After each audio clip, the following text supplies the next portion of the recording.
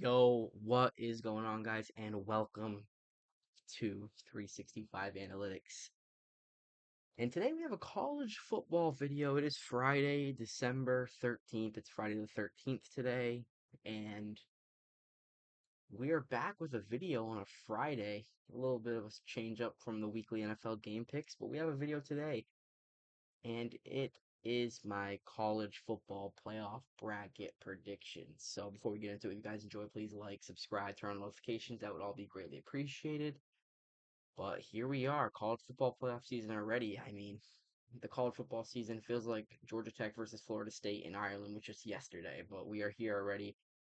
The playoff games start a week from today on next Friday, so we'll get there. But here we are, and we're going to start off with the top of the bracket with the 12v5 matchup. It is Clemson, led by Cade Klubnik and Dabo Sweeney, versus Texas. This one is in Texas. So this one's in Austin, so it'll be interesting to see this one. Yeah, this one could be close. This could be a sneaky good game. Obviously, Texas has been the better team all year long. They come in as the 5 seed. Only two teams they lost to all year long was the Georgia Bulldogs twice. So yeah, I think this could be interesting. This one's in Austin. I don't know. Clemson snuck in here, obviously, on the skin of their teeth. They lost to South Carolina a few weeks back. They lost to Georgia week 1. So they have a few bad losses. Winning the ACC gets them to sneak in here, though, which is why they're here. I don't think they're going to beat Texas in Austin. Give me Quinn Ewers. Give me the Texas Longhorns. They just have the better football team. Arch Manning, they have a better team. They're going to get it done. Steve Sarkisian is going to go to the next round. And then we have probably the best game of the first round. This one is going to be amazing. It's the 9v8 matchup. It is the number 9 seeded Tennessee Volunteers versus the number 8 seeded Ohio State Buckeyes. This one's going to be good. This is Saturday night on next Saturday night on December 21st. This one's going to be good. I mean, Tennessee, they've had a good year. They've had a good year, playoff worthy year. Nico is leading the team very well. I don't really have much else to say about him. Ohio State. I mean, most likely Ryan Day coaching for his job at this point in his career. Obviously, the loss to Michigan now again, bad loss, and they played Oregon. Their losses being those 2 games, but they're in. They're in the playoffs. They're hosting a playoff game at the Shoe, so in Columbus, it will be interesting to see how that goes. They have firepower across the board. Obviously, Jeremiah Smith, the prodigy, the phenom, Amika Ibuka, um, Quinshon Judkins, Travion Henderson. I mean, they got star power all over the board. Caleb Downs is one of the best players in entire college football. So I don't think Brian Day loses this game. I'm going to take the favorite in this one as well. I think I just think they're the better football team at home. That being an advantage for them, they're not going to lose this game. Will Howard, the only way they could lose this game in my eyes, they have to have so much more star power than Tennessee does. The only way they lose this game is if Will Howard has a stinker and a really bad game. But this one will be really interesting to watch. Probably the best game of the first weekend. And then coming next up, it is the number 11 SMU Mustangs versus number 6 Penn State Nittany Lions. This one's pretty straightforward, I think. A lot of people are disagreeing on this one. A lot of people are saying the SMU Mustangs, after the coming out party they've had this year, that they could go into Happy Valley and win this game. I heavily disagree. Happy Valley, probably a top 5 toughest place to play in the entire country in the football landscape. I mean, Drew Aller is playing good football right now. They were in a really good game with the number 1 Oregon Ducks. Offense galore in that football game. I mean, Tyler Warren, best tight end in the country by far. It's a very good tight end draft class coming up for the NFL. They're not. They're not. Abdul Carter is one of the best rushers in the entire nation. Penn State's not losing this game. I mean, dude, they can't. They possibly can't. SMU, the less experienced playoff team here. Penn State's gonna win. Penn State's gonna win. James Franklin. They say James Franklin can't win big games, but he's not losing this game in Happy Valley. I mean, I just can't see it happening. Give me Penn State, and give me the Nittany Lions. And then the last game we pick in the first round, which is actually the first game of the weekend. This is the battle for Indiana on Friday night, next Friday night in South Bend. This one is going to be interesting. A lot of people are saying Notre Dame might wipe the floor with them, which I could see that scenario. Kurt Signetti, these guys have absolutely shocked the world this year, but they haven't really played any good teams. They haven't really given the committee any proof to show that they're going to go into Notre Dame and win a football game like this. And I really don't think they're gonna. Riley Leonard, I mean, better player here, better team. Marcus Freeman's not losing this game. I am pretty low on Marcus Freeman myself. I do not think he's that impressive as a head coach, but a lot of people are all over Marcus Freeman. A lot of people like him as potential NFL candidate in the next few years. But give me Notre Dame. They're the better football team. They have better players. They're the better program, and they win the state of Indiana. And an outstanding year for the Hoosiers. Kurt Signetti coming over, but Notre Dame's got this game. And that is the first round winners for me. I have all four of the favorites in the first round. But I will say that changes a little bit in the second round. Let's see. Okay, starting off with the neutral site games. We start off with the Peach Bowl as it is the number 5 Texas Longhorns versus the number 4 Arizona State Sun Devils. This is going to be fun. I think this is going to be a very fun game. A lot of people are going to say Texas is going to mop the floor with them. I disagree. Cam Scatabo has been absolutely amazing as of late, and Arizona State projected last in their conference to begin the year. They go ahead and they win the Big 12.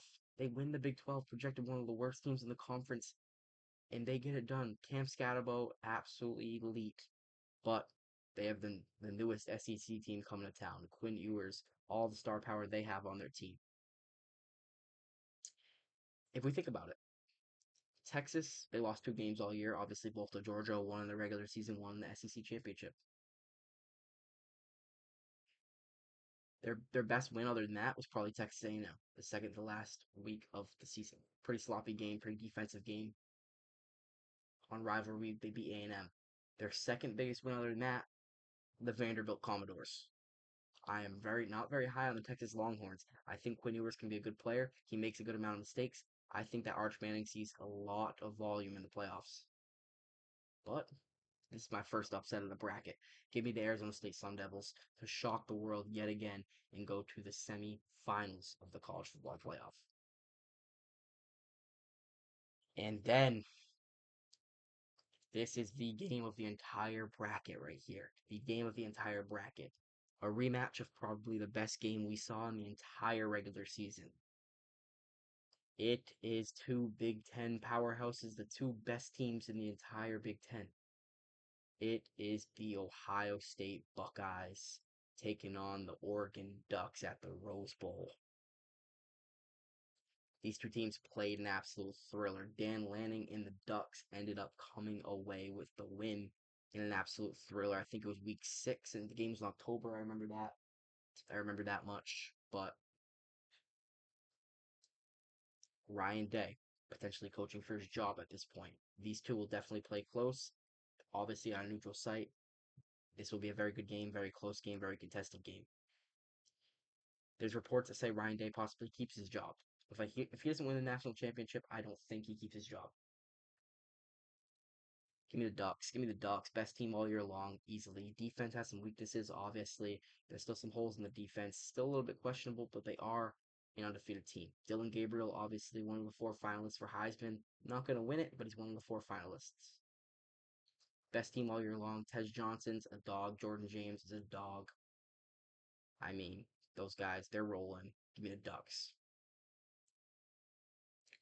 And then we go to the Fiesta Bowl. It is the Penn State Nittany Lions versus the Boise State Broncos. Obviously, I'm going to start off with talking about Ashton Jeanty. Obviously, a Heisman finalist, one of the top 2 best players. Him and Travis Hunter, one of the top 2 best players in the college football landscape all year long. He does play in the Mountain West. Don't forget it. Don't forget it. He does play in the Mountain West. Still not taking away from anything from an outstanding elite year that nobody will ever forget. This guy is going to be an elite NFL running back. He'll go in the first round. He'll probably go in the Jameer Gibbs range if you had to ask me. NFL teams don't value running back as much nowadays, obviously, but he'll go high. Obviously, an elite year. The best football team he's played all year long, the Oregon Ducks in week 2, 3-point loss. Other than that, San Jose State, maybe? Boise State has yet to play a defense like this, a Big Ten defense. In this case, like a Big Ten defense, but or an SEC defense. If Boise State ended up winning this game and went to play Georgia, people say James Franklin doesn't win big games. I'm taking him here. Boise State, outstanding season, overachieved, obviously. Like a first round bye in a playoff bracket from the Mountain West. Outstanding season. Ashton Jeanty, we'll never forget Ashton Jeanty's 2024 college football season. But give me the Penn State Nittany Lions here. I don't see any difference. And then we have the All State Sugar Bowl to finish off the second round. It is the Notre Dame Fighting Irish versus the Georgia Bulldogs. Obviously, this question is about Carson Beck's health. Is he healthy enough to play in this game? The elbow was a problem. Got hurt in the SEC championship game, last play of the half on the Hail Mary attempt. Let's see if he can go. If he can't, it'll be the backup. I think Georgia's defense is enough to put them over the top and to at least beat Notre Dame anyway. Even then, I don't care who's playing quarterback for Georgia. Their strength is their defense. Trevor Etienne is above average to elite running back in the nation. He's very good. I mean, I'm not picking against the dogs. I'm not picking against the dogs versus Notre Dame. As I said last round, I'm not a big believer in Marcus Freeman. I'm a bigger believer in UGA as their defense as a whole. Kirby Smart, he's been here before. He's played in these big games. He's won national championships. Give me the dogs.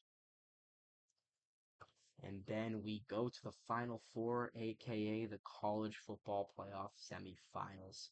The first game being Arizona State with Cam Scatabo versus the Oregon Ducks. Is this one really a question? I don't like the way Arizona State matches up with Oregon, really. I hate to say it was an amazing run for the Sun Devils. It really was. With the season that they had, with the win over Texas in this one, in this bracket, in this hypothetical. It was a great season. It was a great season for the Devils, man. It was a great season. But give me the Ducks. I don't like the way they match up with the Ducks. The best team in football, in college football, all year long. Dylan Gabriel. Give me the Ducks. Pretty easily here. But this one is the one I have circled. I don't know about anybody else, but this is the one I have circled. I'm a big believer in the Penn State Nittany Lions. But here it is, the last bowl game. It is the playoff semifinal at the Capital One Orange Bowl. This one's in Florida, I believe. So, man, Penn State, the firepower that both these teams have. Obviously, as I said a few minutes ago, Carson Beck, the health still is a question mark. So if Carson Beck's not healthy, I'm more apt to think Penn State might win. But I'm treating this as Carson Beck is going. I'm treating this as Georgia's full strength. But Penn State, obviously. Penn State, Drew Aller, Tyler Warren, Abdul Carter. So much firepower. So much firepower across the board. With all the players that Georgia has, this is gonna be tough. It's a tough game to predict for me. I think the popular vote's obviously gonna be Georgia here, and I have to go with them. I have to go with them, but if Carson Beck can't suit up, I really could see Penn State upsetting. I'm a really big Penn State guy this year, man. I think that the James Franklin loss versus Ohio State is being like overblown, so to speak, and I think a lot of people are like dogging on him. And yeah, I don't know. I can make me Georgia. Give me Georgia. And then we have the national championship game, obviously. The two best teams in college football all year long. Not very interesting pick for me because it's the number 1 seed Oregon Ducks and the number 2 seed Georgia Bulldogs.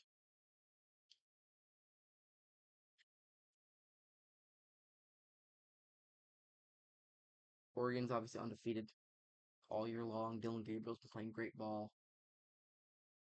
Georgia's had some questionable losses. They had the Ole Miss loss, which was that was the really bad one. They had the Bama loss where Ryan Williams absolutely shattered them.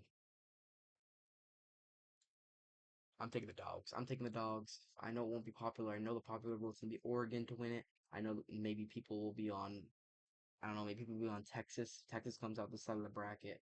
Give me Georgia. Give me Georgia. Give me Kirby Smart in the more experienced level. But this head coach battle will be elite nonetheless. This head coach battle, Kirby Smart versus Dan Lanning. This is a can't miss matchup. But that's besides the point. Um, yeah, I'm taking the Georgia Bulldogs to win the national championship. And the tiebreaker in this contest is how many points have been scored in the 2024-2025 college football playoff? All 11 games. Let me think. Say like, hmm, I don't know. This could be a crazy guess. I'll say, I don't know, 468. I don't know. I'm just gonna guess. Throw it out there, guess it. But 468 is my guess, I guess. But yeah, that's my college football playoff bracket. I'll go scroll down so you can kind of see in totality my bracket. But yeah, hope you guys enjoyed this video. If you did, like, subscribe, be greatly appreciated. One more thing before I go, I want to say is there will be another video coming up soon. Definitely before my next game picks video. It'll be my NFL Pro Bowl ballot of the players I'm voting for the Pro Bowl this season. Most likely Monday or Tuesday that'll be up, but we'll see about all that. But yeah, it's Friday. Hope you guys enjoy your weekend, and I'll see y'all next time.